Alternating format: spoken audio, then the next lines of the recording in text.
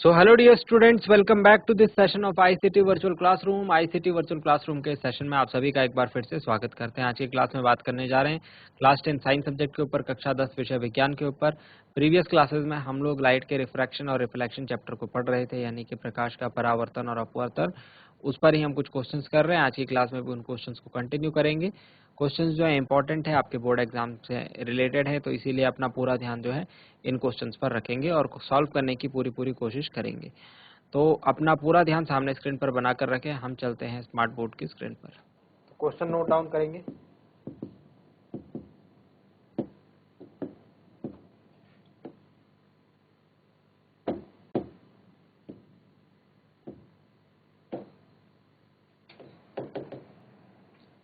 Question note down करेंगे। 15 centimetre focus दूरी के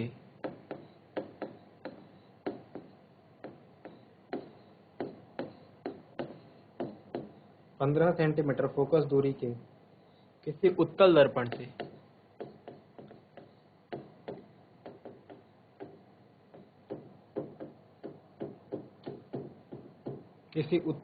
से कोई बिंब 10 सेंटीमीटर दूरी पर रखा है। कोई बिंब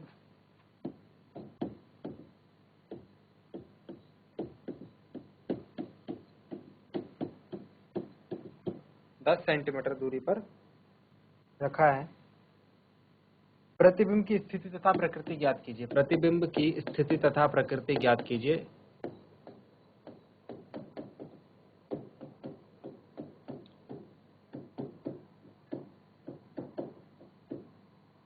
प्रकृति ज्ञात कीजिए। तो क्वेश्चन जो है हम देख रहे हैं, हमारे पास दर्पण सूत्र से आ गया है।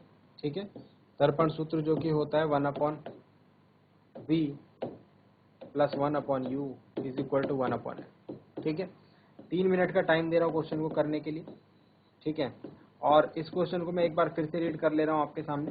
क्वेश्चन कुछ इस प्रकार से है कि आपको एक उत्तल दर्पण दिया गया है, एक उत्तल दर्पण बताया गया है जिसके फोकस दूरी है 15 सेंटीमीटर और उसके सामने कोई वस्तु हमने रखी है 10 सेंटीमीटर दूरी पर। प्रतिबिंब कहाँ पर बनेगा, क्या प्रकृति होगी, नेचर ऑफ द इमेज और पोजीशन ऑफ द इमेज आपको बतानी है। चलिए जल्दी से सॉल्व करेंगे। दर्पण सूत्र लगेगा, पिछले क्वेश्चन जैसे हमने करे हैं ठीक वैसे ही सॉल्व होगा। थोड़ा सा आप दिमाग यूज करेंगे अपना तो क्वेश्चन आसानी से हो पाएगा। चलिए जल्दी से क्वेश्चन को स्टार्ट करें और सॉल्व करें।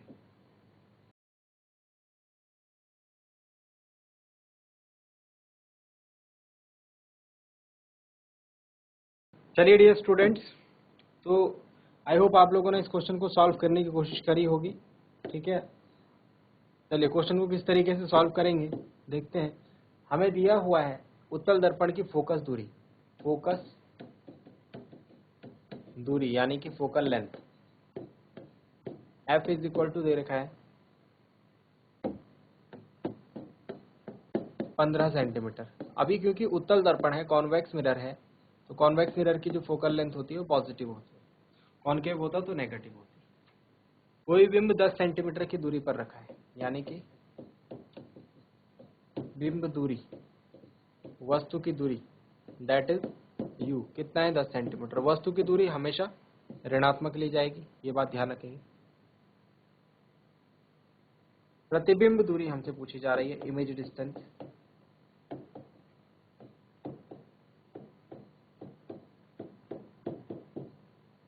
और प्रकृति भी पूछी जा रही है। चलिए, क्योंकि ये उत्तल दर्पण है, ये बात हमें याद रहनी चाहिए कि उत्तल दर्पण सदैव जो है आभासी और सीधा प्रतिबिंब बनाता है।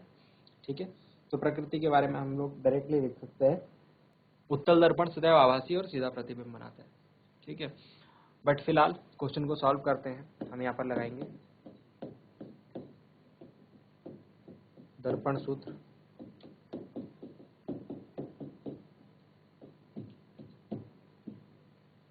वन अपॉन वी कितना है निकालना है हमें, 1/u -10 है और 1/f 15 है।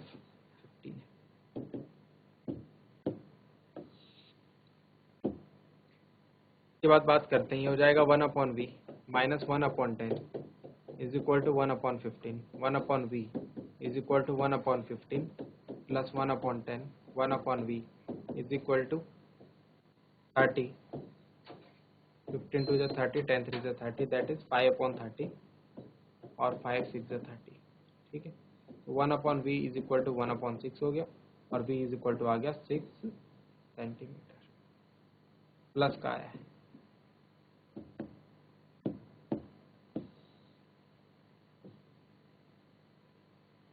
नोट डाउन करेंगे आंसर को। इसको हम लोग रे डायग्राम के थ्रू भी समझते हैं। जल्दी से आंसर नोट डाउन करें। प्रतिबिंब की स्थिति प्लस का 6 सेंटीमीटर आया, मतलब मिरर के पीछे, दर्पण के पीछे 6 सेंटीमीटर दूरी पर प्रतिबिंब बनेगा।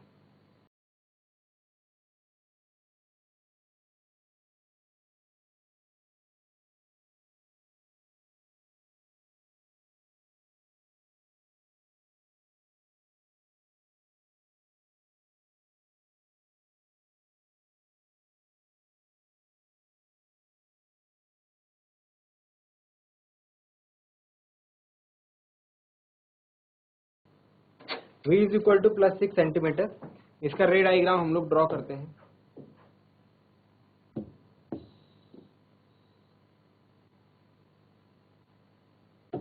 v इज इक्वल टू कितना है हमारे पास, प्लस का 6 सेंटीमीटर। रे डायग्राम देखेंगे।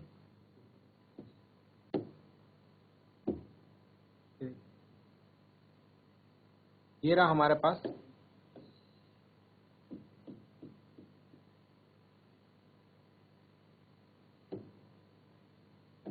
Convex mirror.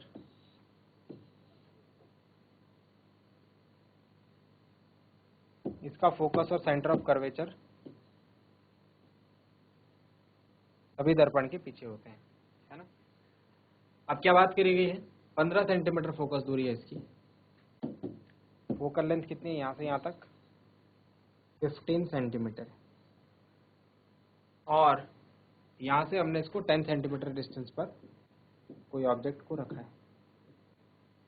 सपोज ये डिस्टेंस जो है 10 सेंटीमीटर। एक सेकंड में इस डायग्राम को एक बार फिर से बनाता हूँ आप सबके सामने।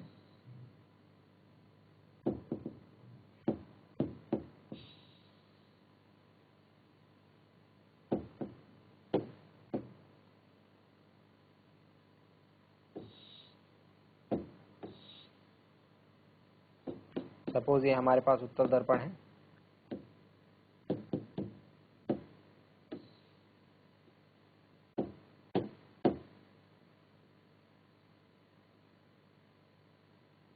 ये P है, ये F है, ये C है। ये जो डिस्टेंस है यहाँ से यहाँ तक की, दैट इज 15 सेंटीमीटर। और यहाँ से 10 सेंटीमीटर दूरी पर हमने वस्तु को रखा है। सपोज ये वस्तु, ठीक है। इमेज कहाँ बन रही है, इमेज बन रही है 6 सेंटीमीटर पीछे, मतलब यहाँ कहीं बन रही है। सीधी बनेगी और वस्तु से छोटी बनेगी। तो हम क्या लिखेंगे इसमें, प्रकृति के बारे में क्या लिखेंगे, प्रतिबिंब दर्पण से 6 सेंटीमीटर दूर दर्पण के पीछे बनता है। आभासी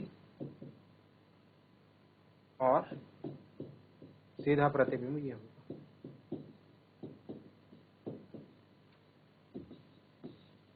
नोट डाउन कर लेंगे।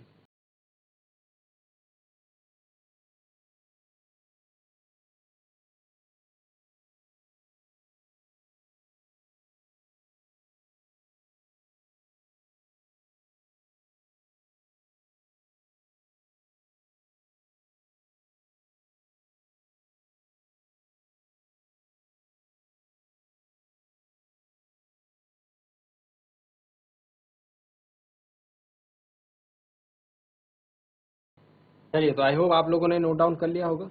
नेक्स्ट क्वेश्चन देखते हैं इसी प्रकार का एक और।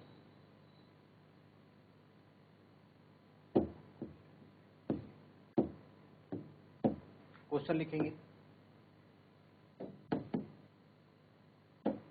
15 सेंटीमीटर फोकस दूरी के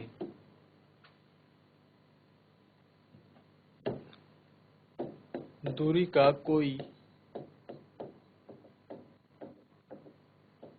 अवतल लेंस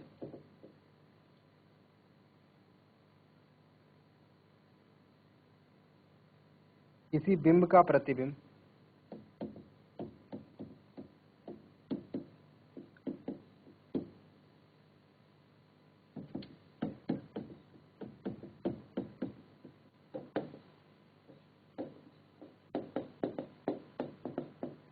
लेंस से 10 सेंटीमीटर दूरी पर बनाता है।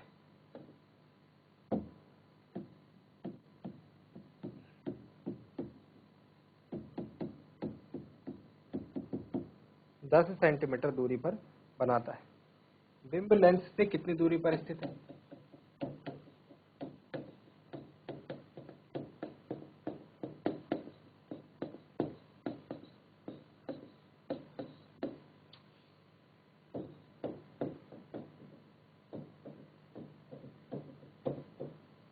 हमको इसमें किरण आरेख भी बनाना है।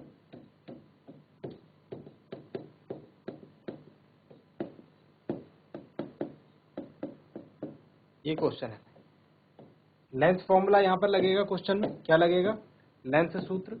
लेंस सूत्र क्या होता है? लेंस सूत्र और दर्पण सूत्र में बस थोड़ा सा डिफरेंस होता है। 1/v minus 1/u is equal to 1/f इसमें लगेगा। क्या लगेगा? 1/v minus 1/u is equal to 1/f लगेगा। 3 मिनट का समय जो है इस क्वेश्चन को करने के लिए दे रहा हूँ आप लोगों को। ठीक है। सिमिलरली जैसे क्वेश्चन हम अब तक करते हुए आए हैं वैसे ही करेंगे क्वेश्चन को। ध्यान देखें, एक बार ध्यान से जरूर देखें कि हमें लेंस कौन सा दिया गया है, अवतल लेंस। चलिए जल्दी से स्टार्ट करेंगे क्वेश्चन का सॉल्यूशन।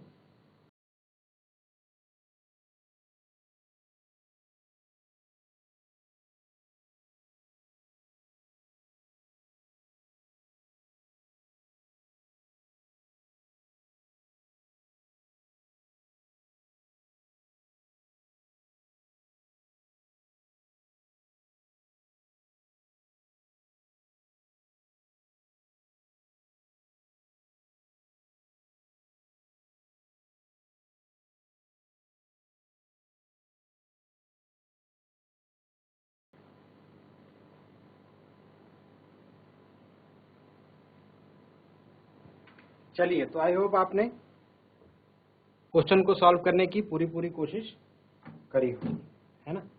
बात करते हैं इसमें। इस तरीके से आपने क्वेश्चन को सॉल्व किया होगा। इसके ऊपर अगर हम देखें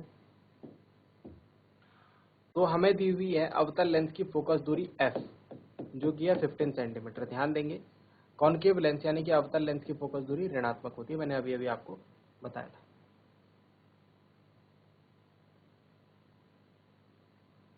है ना। ठीक है।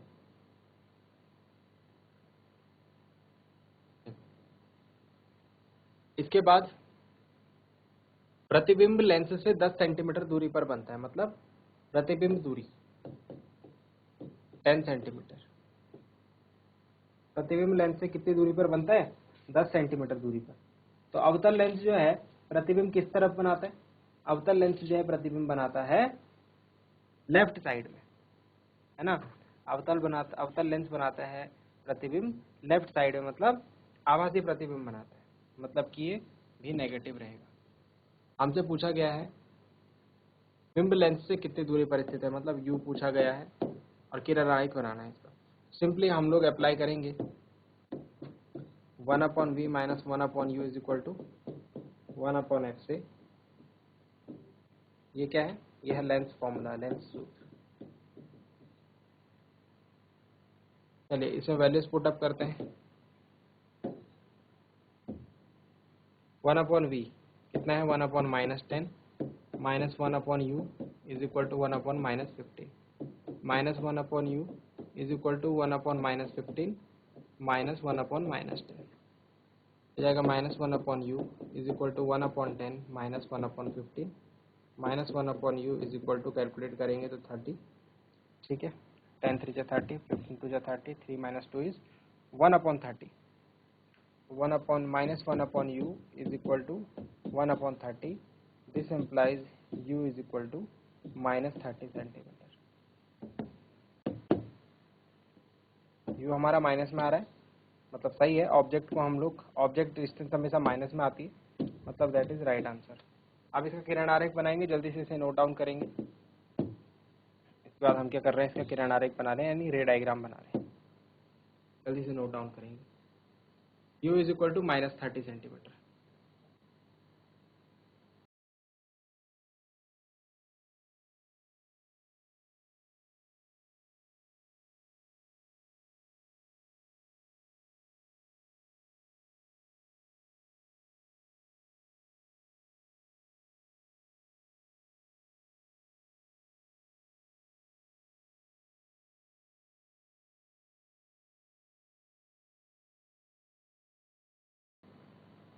चलिए, तो इसको हम लोग जो है एक रे डायग्राम के थ्रू भी समझते हैं. किस तरीके से इस सिचुएशन को हम रे डायग्राम के थ्रू समझ सकते हैं, आइए देखते हैं. -30 सेंटीमीटर आया है यू, ठीक है. यू कितना है, -30 सेंटीमीटर. चलिए देखिए, एक हमारे पास ये अवतल लेंस है,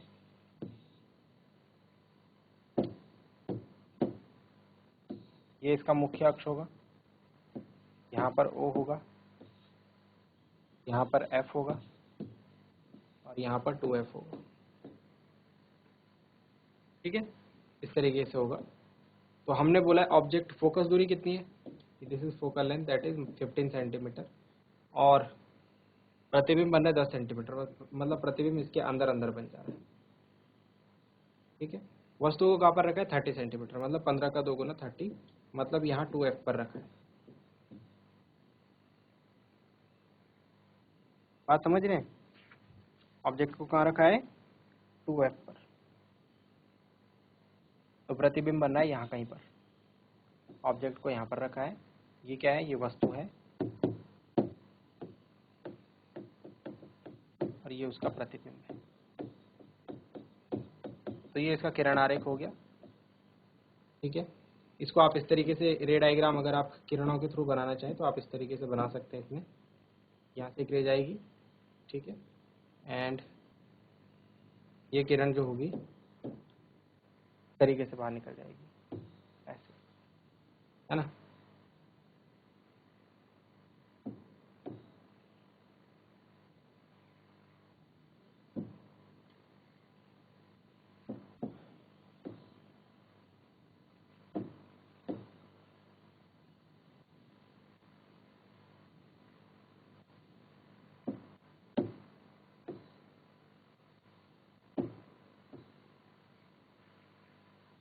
तो ये डॉट डॉट होकर के यहाँ मिलेगी.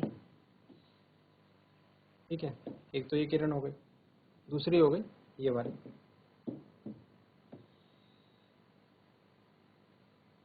तो सीधे हो से होकर, तो ये बिना पॉइंट ऑफ इमेज, यहाँ पर इमेज बनेगी, ये रही हमारी इमेज. ठीक है, तो इसका किरण आरेख हो गया. जल्दी से इसे बना लीजिए, ये इस क्वेश्चन का आंसर है.